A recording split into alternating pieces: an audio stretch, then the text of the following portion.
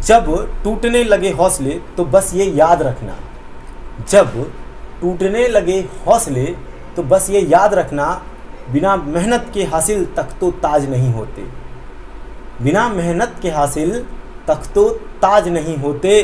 ढूंढ लेना अंधेरे में मंजिल अपनी, ढूंढ लेना अंधेरे में मंजिल अपनी, जुगनू कभी रोशनी के मोहताज नहीं होते। आज हमारे साथ एक खास मेहमान चंदन कुमार हैं और इनसे हम बात करेंगे एसएसटी विषय।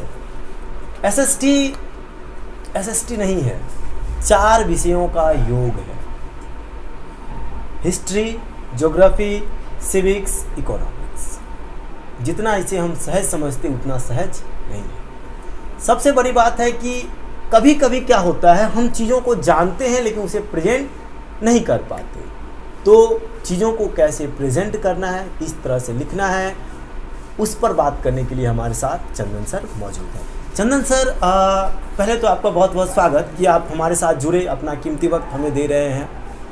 मेरा पहला सवाल आपसे ये होगा कि सबसे पहले तो आप देख रहे हैं लॉकडाउन के बाद फिर एक लॉकडाउन की मार बच्चे झेल रहे हैं और नेक्स्ट मंथ उन्हें एग्ज़ाम देना है, तो इस समय को उन्हें कैसे लेना चाहिए? पहले तो रिच एंड लर्न का मैं तहे दिल से शुक्रिया अदा करता हूँ कि आप लोगों ने मुझे आमंत्रित किया कि मैं कुछ अपने शब्द रख पाऊँ जिनसे जो भी बच्चे जुड़े हुए हैं और सुनकर लाभान्वित हो सके। तो मैं पहले ये बताऊंगा कि बहुत ही बुरा समय से सभी कोई गुजर रहे हैं, शिक्षक हो या विद्यार्थी हो। विद्यार्थी तो और ज़्यादा गुजर रहे हैं, पढ़ाई अच्छे से हुआ नहीं साल भर। तो मेरा बोलना यही है कि जो भी आप एग्ज़ाम दोगे इस बार जो अपीयर हो रहे हो बोर्ड के एग्ज़ाम में, सबसे पहले आप क्या कीजिए, बुक को आप कवर कर लिए हो तो रिवाइज़ करना स्टार्ट करिए। ठीक है, आप उन चीज़ों को सेलेक्ट कीजिए जो आप अभी तक आप कन्फ्यूजन में हो, उनको क्लियर करें और उन चीज़ों पे फोकस करें जो बार बार आपसे हो नहीं रहे। जो चीज़ हो चुके हैं आपसे उनको रखिए और जो मुश्किल है उन्हीं पे आप फोकस करते रहिए और जितना ज़्यादा हो सके रिवीजन करिए। आप रिवीजन मोड में रहिए और क्वेश्चन को लिखना स्टार्ट करिए। पढ़ने से ज़्यादा अभी आपको लिखना पड़ेगा, क्योंकि लिखने से आपको क्या होगा कि आप कौन से, देखिए सबसे पहला बात आपको पॉइंट बाय पॉइंट लिखने होंगे एसएसटी में, यही आपको फुल मार्क्स दिलाएंगे। अगर आप सभी चीज़ों को मिला दे रहे हो, मिक्स कर दे रहे हो, तो एग्जामिनर का प्रॉब्लम ये है कि उसे पढ़ने में बहुत दिक्कत होती है।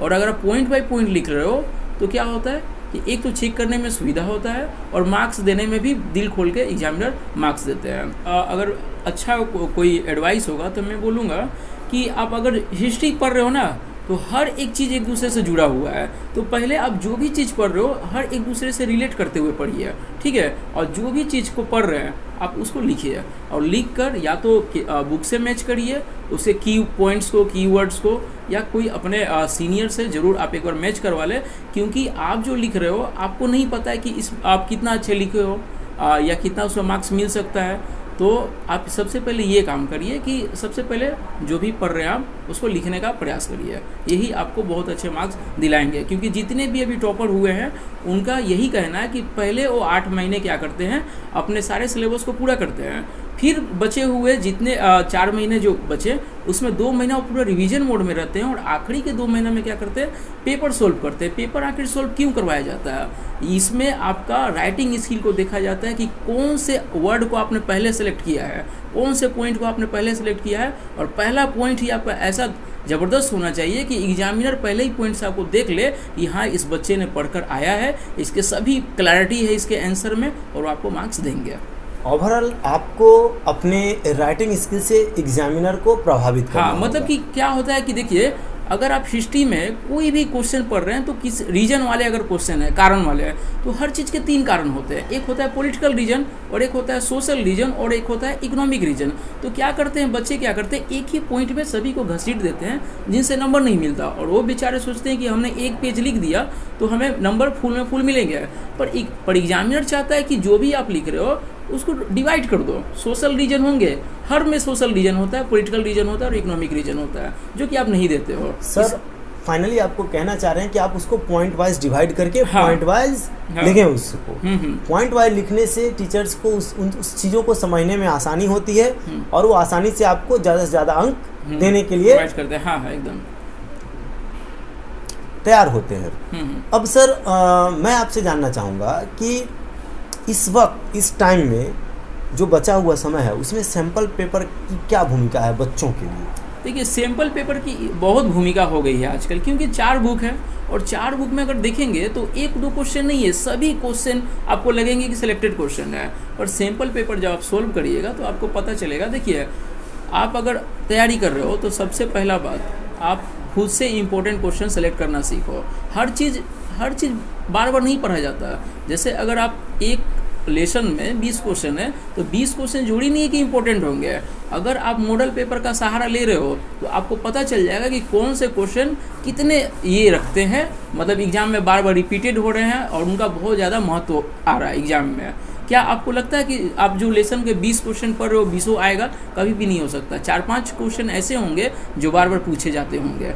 जैसे मैं आपको एग्जांपल देता हूँ, गांधी जी के 5 आंदोलन है, ठीक है, जिसमें नॉन कोऑपरेशन और सिविल डिसोबीडियंस काफ़ी बार पूछे जाते हैं। कभी क्या होता है, नॉन कोऑपरेशन पूछ लिया जाता है और कभी सिविल डिसोबीडियंस।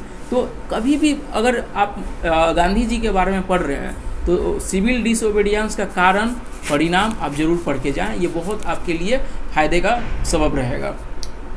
ओवरऑल सर यही कि बच्चे जब सिंपल पेपर सॉल्व करते हैं तो उसे आंख बंद करके सॉल्व ना करें, कौन सा क्वेश्चन टकरा रहा है एकदम उसको ध्यान रखें, उसको चिन्हित रखें। पहले आप एलिमिनेट कीजिए, जो आपका 1 साल पहले प्रीवियस ईयर का जो क्वेश्चन है आप उसको पहले हटा दें।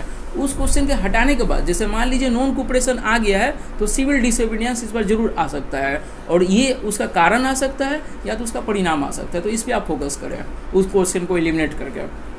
अंत में सर मैं आपसे चाहूँगा कि आप बच्चों के लिए कुछ टिप्स दें जिससे हमारे बच्चे बेहतर कर सकें। देखिए, पहले तो आपको अपना हौसला बनाना होगा और अपने पे विश्वास करना होगा। आप ये भूल जाइए कि कोरोना है, ये है, आपको बस तैयारी करना है, क्योंकि ये जो आप क्लास 10 के एग्ज़ाम दे रहे हैं आपके ज़िंदगी का ये पहला सीढ़ी है। इसके बाद अब बहुत लंबा सफ़र तय करना है, तो इसलिए निराशा में मत जाइए। जो भी क्वेश्चन पेपर हो, मैं काफ़ी कुछ स्टूडेंट से मिला तो उन स्टूडेंट का कहना है कि इस बार कोरोना है तो काफ़ी आसान क्वेश्चन आएंगे। तो मैं बोलता हूं कि जो भी बच्चे ऐसी धारणा बना के रखे हैं कि एग्ज़ाम में जाकर बहुत ही आसान क्वेश्चन को सोल्व करेंगे, तो यकीन मानिए वो अपने आप को अंधेरे में रखे हुए हैं। आप एकदम टफ से टफ तैयारी करके जाइए, कैसा भी क्वेश्चन हो वो लोग क्या करेंगे, चेंज करेंगे, घुमा कर देंगे और आपके पास वैसा जवाब होना चाहिए। तो सबसे पहले अपने आप पे कॉन्फिडेंस रखिए और अपने दिमाग में ये रखिए बात कि आप सब कुछ कर सकते हैं, आपको कोई नहीं रोक सकता सिवाय आपके।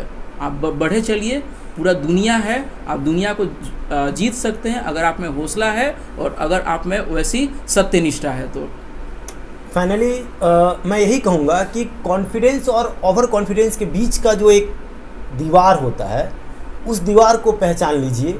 अगर आप उस दीवार को पहचान लेते हैं तो आप ज़रूर सफल होंगे।